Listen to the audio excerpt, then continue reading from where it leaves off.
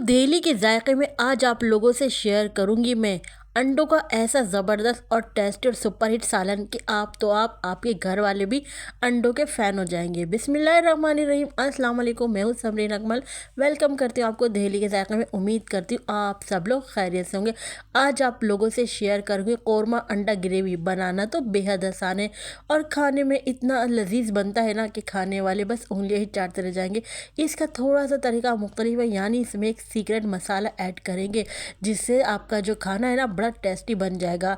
तो रेसिपी को ट्राई करें, अच्छी लगे तो लाइक ज़रूर कर दीजिएगा। साथ के साथ जिन लोगों ने अभी तक दही के जायके को सब्सक्राइब नहीं किया है तो काइंडली आप लोग दही के जायके को ज़रूर सब्सक्राइब कर लीजिए। बेल के बटन को तो ज़रूर प्रेस कीजिएगा, इससे मेरी हर नई आने वाली इसी तरह की टेस्टी यमी रेसिपी आपको फौरी देखने को मिलेगी। रेसिपी को अपने फ्रेंड फैमिली में लाजमी शेयर भी किया करें। आप सबका बेहद शुक्रिया। तो चलिए देख लेते हैं कौरमा अंडा ग्रेवी को हमने कैसे बनाया है। तो मज़ेदार सुपर टेस्टी अंडा ग्रेवी बनाने के लिए सबसे पहले मैंने पतीली में ऑयल शामिल कर दिया। ऑयल आप लोग अपने हिसाब से ऐड कर लीजिएगा।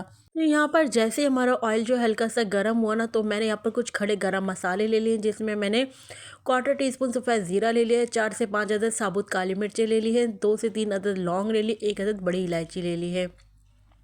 इन साबुत गरम मसालों को बस हमने थोड़ी देर के लिए ऑयल में क्रैकल कर लेना, ताकि इनका जो फ्लेवर है ना वो हमारे ऑयल में अच्छे से आ जाए।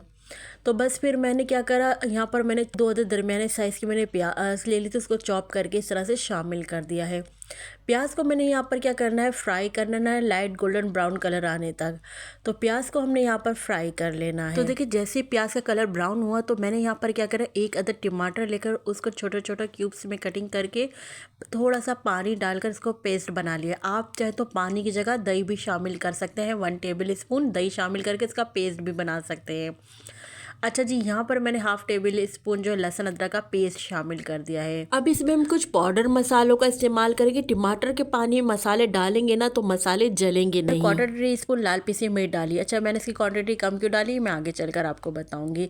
1/2 टीस्पून मैंने यहाँ पर हल्दी का शामिल कर दिया। 1/2 टीस्पून ही मैंने यहाँ पर नमक ऐड कर दिया है। इन मसालों को यहाँ पर मिक्स कर लेते हैं हम अपनी ग्रेवी में। अभी आगे हमने और भी इंग्रेडिएंट्स ऐड करते रहना, एंड तक आपने रेसिपी को वॉच करना है, क्योंकि हमने एंड तक इसमें इंग्रेडिएंट्स ऐड करते जाना है।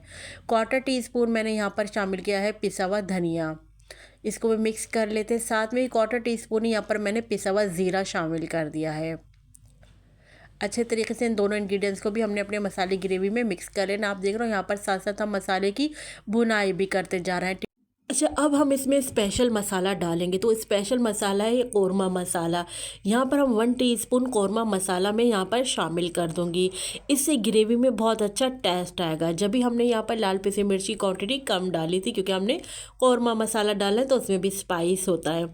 अच्छा, अगर आप लोग नहीं डालना चाहते तो आप इसे स्किप भी कर सकते हैं।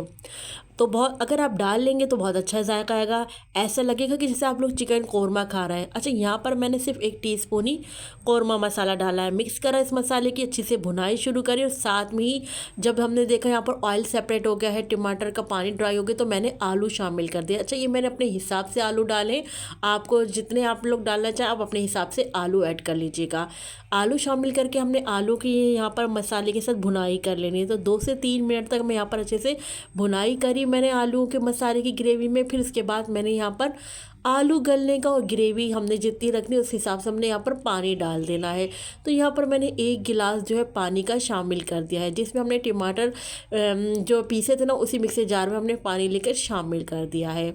कवर लगा के रख देंगे यहाँ पर आलू को गलने के लिए।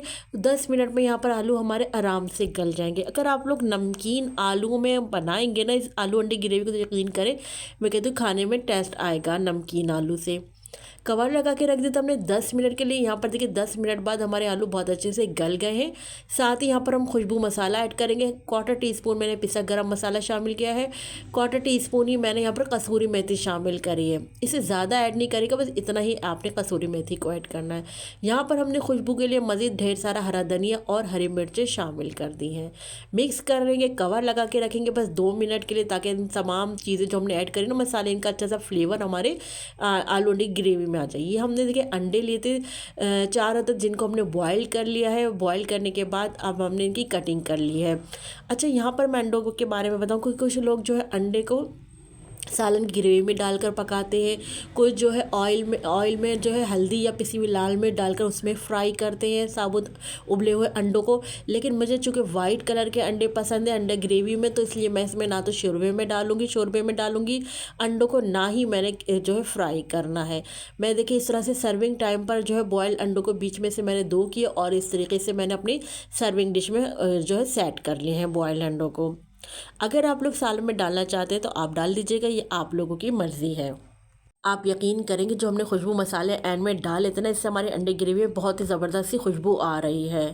یہاں پر ہمارا بہترین قسم کا آلو انڈا گریوی تیار ہے۔ آپ نے آلو انڈے کئی بار بنائے ہوں گے، کیونکہ یہ آلو انڈے جو ہے ہر گھر میں ہی موجود ہوتے ہیں، مگر اس طریقے سے ذائقے دار آلو انڈا گریوی بنائیں گے نا تو یقین کریں کٹوری بھر بھر کے کھائیں گے گھر والے۔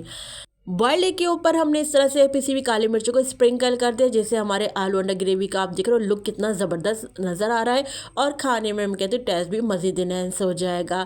تو آئی ہوپ میری آج کی ریسیپی آپ لوگوں کو پسند آئی ہوگی۔ ریسیپی اچھی لگے تو پلیز مجھے کامنٹ کر کے ضرور بتانا کہ آپ لوگوں کو میری آج کی ریسیپی کیسی لگی، اور جب آپ لوگوں نے بنائی تو آپ کے گھر والوں کو کیسی لگی۔ مجھے آپ کی پیار سے کامنٹ کا انتظار رہے گا۔ تو چلے چلتی ہوں، کیونکہ میں آپ لوگوں کے لیے اسی طرح مزے کی یمی ریسیپی لے کر آپ لوگوں کی خدمت میں حاضر ہوتی ہوں۔ جب تک کے لیے مجھے سمرین اکمل کو دہلی کے ذائقے سے اجازت دیجیے۔ اللہ حافظ۔